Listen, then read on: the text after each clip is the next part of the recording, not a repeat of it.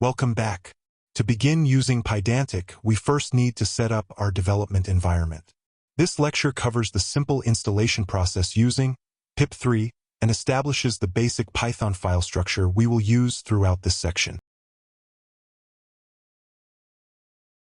1. Installing Pydantic. Pydantic is a third-party library, so we must install it using pip3.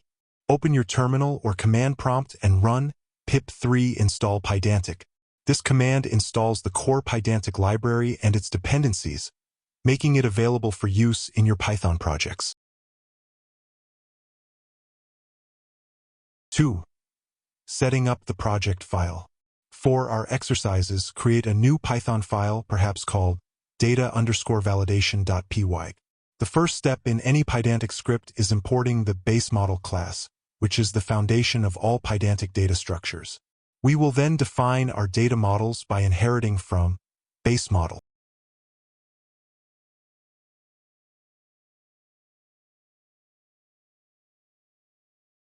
3.